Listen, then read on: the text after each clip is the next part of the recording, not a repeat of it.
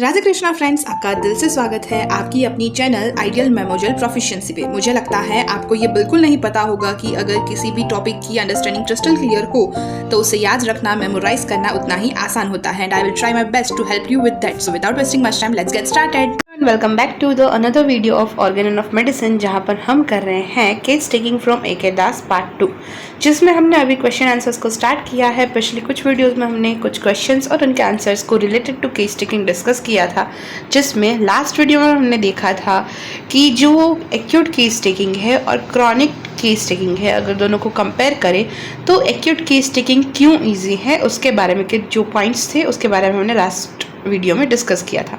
आज का हमारा क्वेश्चंस है direction of Hahnemann sir regarding the case taking of epidemic and sporadic disease. So epidemic disease और sporadic disease क्या है ये तो आप सबको पता ही होगा, क्लासिफिकेशन ऑफ डिसीज में पढ़ा ही होगा। सो अगर एपिडेमिक केसेस है या फिर स्पोरेडिक केसेस है जिसमें ग्रुप ऑफ पीपल में सेम सिम्टम्स से सेम टाइप ऑफ डिसीज पाया जाता है, लेकिन एपिडेमिक डिसीज और स्पोरेडिक डिसीज में जो डिफरेंस है उसके लिए एक अलग वीडियो अवेलेबल है चैनल पे, आप जाके वो देख सकते हो। सो इसमें अभी क्या है कि जो एपिडेमिक डिसीज और जो स्पोरेडिक डिसीज है उसके केस टेकिंग के रिगार्डिंग हैनेमन सर ने क्या डायरेक्शंस दिए थे उसके बारे में हम आज की वीडियो में बात करने वाले हैं, जिसके बारे में बताया गया है इन द एफोरिज्म नंबर 100। अभी जो भी हमने डिस्कस किया उसमें हमने बहुत सारे एफोरिज्म्स के बारे में बीच बीच में सारे क्वेश्चंस में डिस्कस किया है। सो अभी आज के वीडियो में हम 100 एफोरिज्म की जो भी डायरेक्शंस है उसके बारे में बात करेंगे। Hahnemann gives the following direction in the case taking of epidemic and sporadic disease. First, the physician must always regard the pure picture of every prevailing disease as if it were something new and unknown and investigate thoroughly for itself. तो physician को हमेशा जो भी आपके पास patient आ रहा है उससे pure picture निकालने की कोशिश करनी चाहिए। जो भी डिसीज है वो उमड़ रहा है ग्रुप ऑफ पीपल में, उसको उसके बारे में, मतलब जो भी नया डिसीज है वो ग्रुप ऑफ पीपल में आपको देखने को मिल रहा है। हर बार जब भी उसका पेशेंट आएगा तो आपको उस पेशेंट से, पर्टिकुलर पेशेंट से जितनी हो सके उतनी डिटेल लेनी है पर्टिकुलर डिसीज से रिगार्डिंग और प्योर पिक्चर बनाने की उसमें से कोशिश करनी है। हर बार जब आप इन्वेस्टिगेट करेंगे तो आपको कोई ना कोई नई अननोन चीज़ के बारे में पता चलेगा। It is a quite immaterial whether or not something similar has ever appeared in the world before under the same or any other name. So ऐसा हुआ तो नहीं है, लेकिन हो सकता है कि ऐसी कोई चीज़ उसके जैसी उससे पहले आ चुकी हो दूसरे नेम के अंडर, मतलब डिसीज़ में रिलेटिबिलिटी आपको मिल सकती है अगर आपके पास पूरी डिटेल हो तो। द नोवेलिटी और peculiarity of a disease of that kind makes no difference either in the mode of examination और ऑफ ट्रीटिंग इट। अगर आपको पिक्युलरिटीज ऑफ द डिसीज मिल रही है जिसमें ज़्यादा कुछ डिफरेंस नहीं है तो mode of examination and treatment में भी ज़्यादा आपको डिफरेंस नहीं मिलेगा, सेम होगा। सो कंसिडर ईच एपिडेमिक और sporadic disease as a new and unknown one.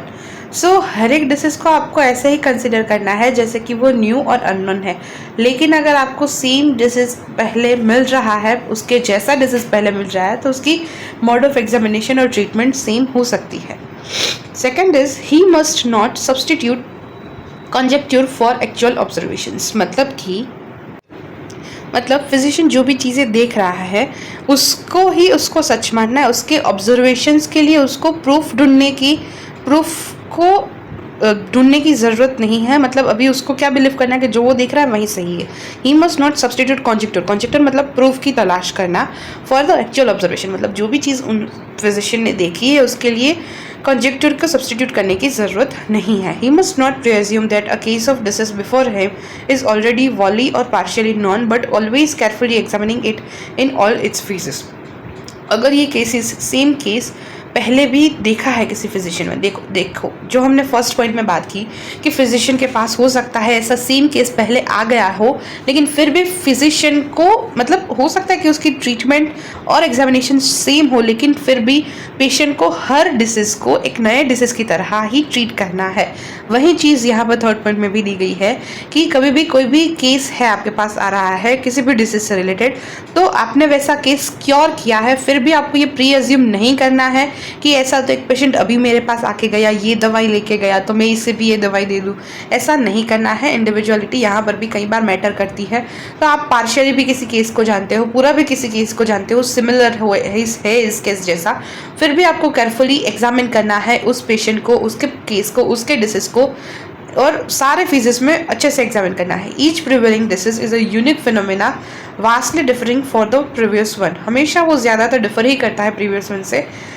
This mode of procedure is particularly applicable to every prevailing disease, as a careful examination will show that every prevailing disease is in many respects a phenomena of unique character, differing vastly from all previous epidemics to which certain names have been falsely applied with the expectation of those epidemic results resulting from a contagious principle that always remain the same, such as smallpox, measles, etc.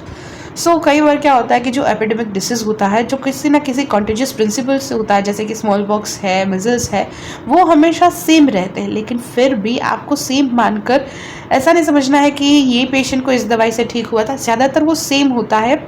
आपके पास एक same totality निकल के आती है, group totality, तो आप उसके लिए एक रेमेडी भी सिलेक्ट कर सकते हो। लेकिन जो मोड ऑफ प्रोसीजर है वो ये प्रिवेलिंग डिसीज़ के लिए, यानी कि जो ऐसे डिसीज़ जो मार्केट में ऐसे एपिडेमिक डिसीज़ आते हैं उसका आपको एग्जामिनेशन ठीक से करना है।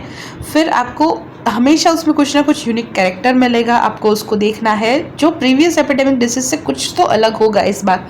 तो फॉल्सली अप्लाइड होते हैं कई बार सर्टेन नेम्स, और कई बार सम एक्सेप्शंस होते हैं जो कॉन्टेजियस प्रिंसिपल्स से होने वाले जो एपिडेमिक डिसीज होते हैं उसमें कुछ ज़्यादा फर्क नहीं आता, जैसे कि स्मॉल पॉक्स, मिजल्स एक्सेट्रा, तो उसमें ज़्यादातर सेम चीज़ें ही रहती है पहले वाले डिसीज जैसी।